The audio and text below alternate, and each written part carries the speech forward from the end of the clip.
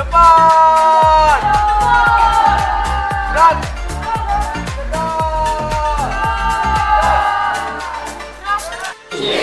mau seridik jadi masa yang utuh bekas virtual apa intelektual dan peduli pada aktivitas kemanusiaan misi jadi itu sih Islam terbaik dan mutu bersasi dan kekal bagian barat pada Islam.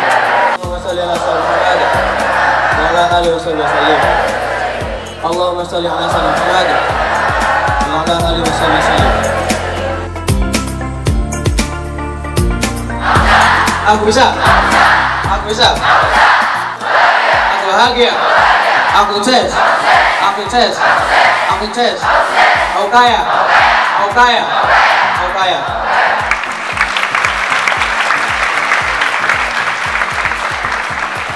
Selamat pagi. Di mana pemuda Indonesia? Siapa Pancasila? Siapa Bhinneka Tunggal Ika? NKRI. Ya Ramadan, ulwaton minal iman, wala takun minal irman, inadu alal waton, yalal waton, yalal waton, yalal waton, ulwaton minal iman, wala takun minal irman, inadu alal waton. Indonesia billahi Allahul manu faqona kullu mayyatika yawma tomi ayyal qaimama kullu mayyatika yawma tomi ayyal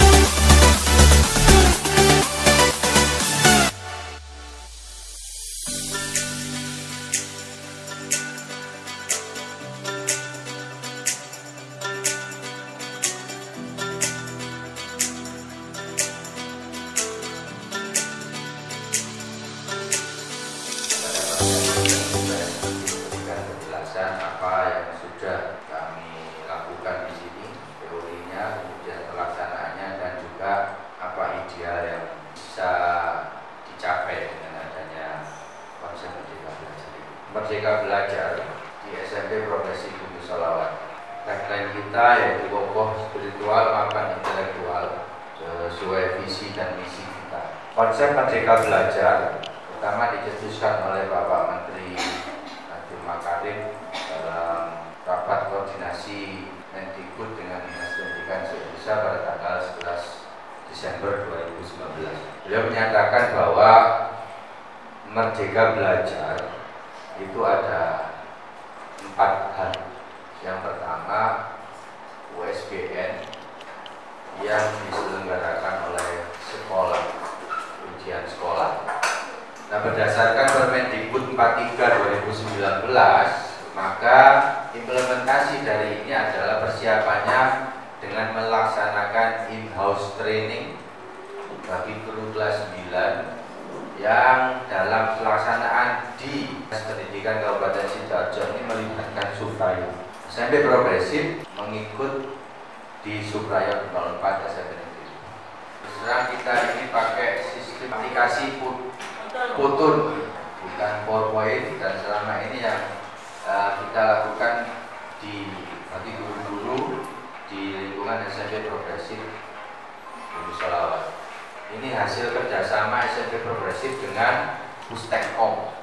Kita sudah punya MOU dengan Pustek. Alhamdulillah sudah 2 kali pelatihan yang dilakukan oleh SMP Progresif yang bekerjasama dengan Pustekom itu yang diselenggarakan di Semarang. Jadi kita mengirimkan guru-guru kita ke Semarang sana di labnya Pustekom untuk dididik dan dilatih cara pembuatan media pembelajaran. Salah satunya adalah tadi sudah saya jelaskan bahwa untuk konsep pertama yang disampaikan Pak Menteri tentang Merdeka Belajar itu diimplementasikan di Dinas Pendidikan Kabupaten Kota dengan adanya in-house training, dan kita juga lakukan dan ujian yang akan dilaksanakan oleh siswa ketika akhirnya. Maka di tempat kami ada yang namanya Reward Omar Bakri Award untuk guru yang mempunyai hasil observasi terbaik. Ya, ini salah satu proses yang sedang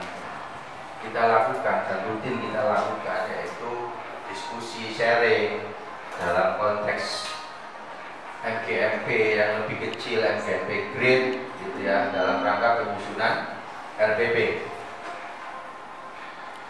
Untuk asesmen kompetensi minimum dan survei karakter, kita melakukan hal yang disebut literasi. Yang pertama, literasi di tempat kami itu bentuknya ada perpustakaan, ada event yang disebut Progressive Literacy Week, ada tim jurnalistik, dan ada mobile application. Kemudian ada numerisasi, implementasinya berupa olimpiade matematika beserta persiapannya dan segala macam persiapan untuk pelaksanaan olimpiade matematika itu. Kemudian pendidikan karakternya ada banyak, kita implementasinya bisa di kelas meeting, kemudian ada BCC, Best Class Competition, dan macam-macam budaya baik yang banyak sekali bentuk-bentuk budaya baik yang ada di tempat kita. Ini salah satu bukti fisik yang berupa foto-foto yang sedang kita ya. Ini konsep PPDB yang disampaikan Bapak Menteri, yaitu pelonggaran prosentasi PPDB, di mana dulu prosentase terbesar itu adalah zonasi. Pada saat nanti ada akomodasi untuk siswa-siswi yang berprestasi. Saya pikir itu yang bisa saya sampaikan. Terima kasih, semoga bermanfaat. Terima kasih Bapak Pengawas, terima kasih Ustaz-Ustazah dan anak-anak hebat. Assalamualaikum warahmatullahi wabarakatuh. Terima kasih atas penjelasannya. Untuk acara selanjutnya yaitu pengarahan oleh pengawas kepada Dr. Andes Haji Abdul Mukhlis MM, kami persilakan. Warahmatullahi wabarakatuh. Bismillahirrahmanirrahim. Alhamdulillahirabbil alamin. Wassalatu wassalamu ala asyrofil anbiya'i wal mursalin sayyidina wa maulana Muhammadin wa ala alihi wa sahbihi ajma'in, amma ba'du. Yang saya hormati Kepala SMP Progresif Selawat Sidoarjo, yang saya hormati rekan kami asesor atau tim penilai BKKS Bapak Abdullah, yang saya hormati Ibu Bapak Guru, Ustazah, serta anak-anak yang kami banggakan. Kami bisa bersilaturahim pada kesempatan ini dalam rangka melaksanakan visitasi BKKS. Mudah-mudahan kegiatan ini bisa berjalan lancar. Untuk BKKS ini adalah satu kegiatan yang secara periodik dilakukan setiap tahun. Namun untuk kali ini dengan tahun yang lalu ada sedikit perbedaan. Yang pertama, dasar pelaksanaannya ini sudah mengacu Permen nomor 6 tahun 2018, yang mana fokus pengamatannya kepada kepala sekolah ini lebih banyak di manajerial, karena tugas kepala sekolah kalau yang dulu itu masih harus mengajar, wajib mengajar minimal 6 jam. Namun untuk permendak baru ini tidak ada tugas mengajar, lebih ditekankan pada manajerial. Akan tetapi kalau ada kekurangan guru, kebetulan kepala sekolah ini mapelnya relevan dengan kekurangan tersebut, maka boleh, jadi tidak dilarang kalau memang itu terpaksa dan sangat dibutuhkan. Nah, kembali pada dasar ini bahwa ada sedikit perbedaan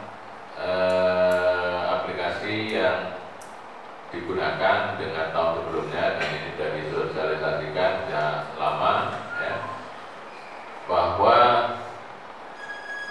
mirip atau hampir sama dengan akreditasi. Instrumen yang ada dalam aplikasi itu bisa dilempar atau disebar ke sekolah-sekolah semuanya.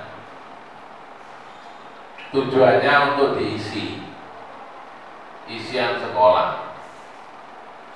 Jadi sekolah mengisi berdasarkan fakta, bukti fisik yang ada. Ternyata pagi ini belum diisi. Nah, ini sudah saya berikan lama, saya WA ke Pak Fahmi. Jadi nanti ada, ya seperti yang kita itu ada penilaian yang dilakukan oleh sekolah, penilaian yang dilakukan oleh asesor. Ini nanti dikompromikan. Adakah selisih?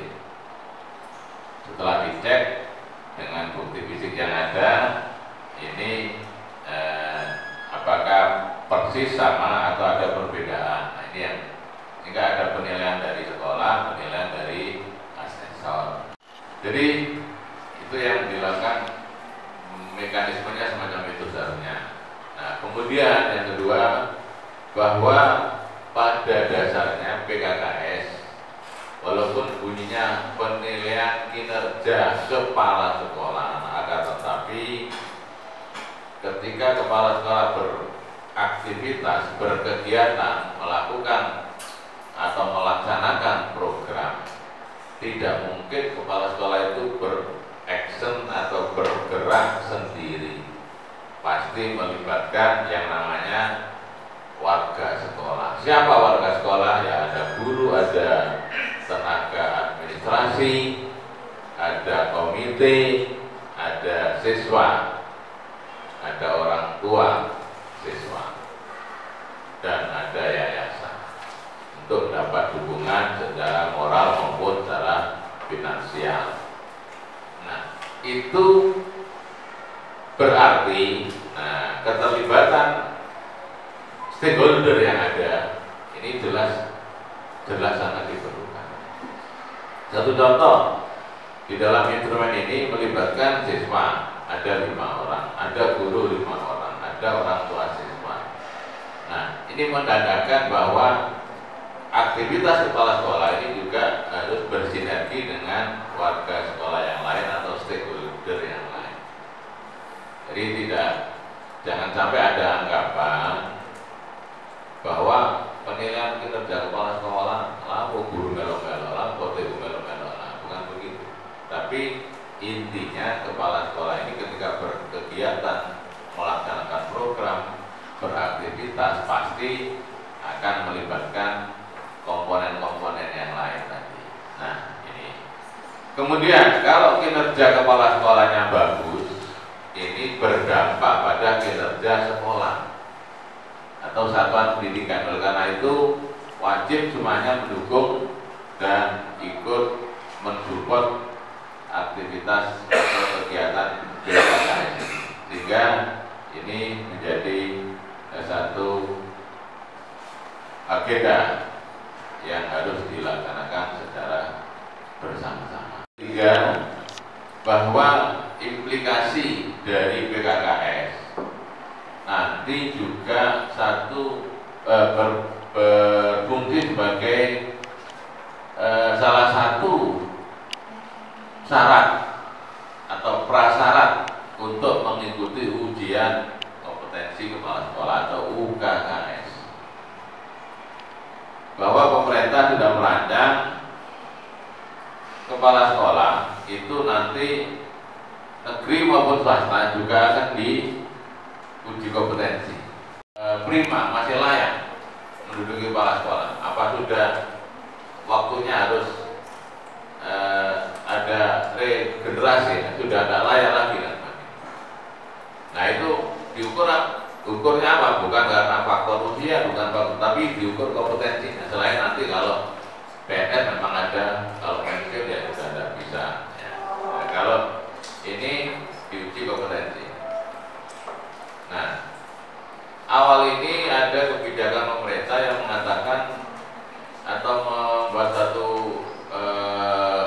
ketentuan bahwa kepala sekolah harus mengikuti diklat yang sudah menduduki jabatan beberapa tahun ya, atau sebelum April 2018 ya, itu harus mengikuti diklat yang namanya penguatan kepala sekolah. Tetapi yang setelah itu pengangkatannya baru kemarin tahun 2019 misalnya, atau baru 2020 ini Januari misalnya, itu nanti harus mengikuti diklat calon kepala sekolah atau CKS ya. Walaupun ya kalau swasta yang kadang-kadang karena yang angkat itu yayasan, walaupun kepala sekolah sudah menjabat, sudah duduk menjadi kepala sekolah 1 tahun, ya tetap harus mengikuti yang namanya diklat calon kepala sekolah. Lain kalau di negeri, tidak bisa. Kalau negeri sebelum jabat itu sudah harus proses dulu. Karena itu kami berharap pelaksanaan PKKS ini nanti Bapak Ibu guru yang sudah ditunjuk sebagai tim, kami harapkan bisa membantu menunjukkan dokumen-dokumen yang sesuai dengan instrumen sehingga kami bisa melakukan ini dengan efektif dan tidak memakan waktu yang terlalu lama sehingga bisa langsung cepat ditunjukkan. Jika ada segera sampaikan, akan tapi jika tidak ada tidak usah bulat-bulat, tidak ada. Bulat itu boleh keputusan itu sehingga dengan tadi itu boleh kan nemu nah. Sebentar Pak, pertanyaan muter. Nah ini harapan kami, hal-hal yang sudah dikerjakan, saya yakin semuanya itu ada dokumen, cuma tinggal menata saja ya. Nah menatanya ini yang nanti kita lihat sudah benar apa masih perlu perbaikan. Jadi hal-hal yang nanti sudah baik ini perlu dipertahankan, apalagi mau akreditasi ini sebagai jangan lupa aja pemanasan akreditasi. Iya waming akreditasi. Nah itu nanti kemudian hal-hal yang masih belum sesuai dengan apa yang diharapkan oleh instrumen, nah ini nanti mau dicatat kekurangan-kekurangannya sebagai masukan atau sebagai perbaikan ke depan ya. Kemudian hal-hal yang mungkin belum ada atau belum tersedia, nah itu harapannya nanti dalam waktu dekat itu bisa diupayakan. Artinya hal-hal yang memang sudah masuk di dalam instrumen dan itu termasuk salah satu dari 8 standar, kemudian di sini masih belum tertata atau belum tersedia, nah itu harapannya segera nanti diupayakan sambil juga melengkapi persiapan akreditasi. Saya kira itu yang saya sampaikan. Kami mohon maaf yang sebesar-besarnya. Wabillahi taufiq wal hidayah. Assalamualaikum.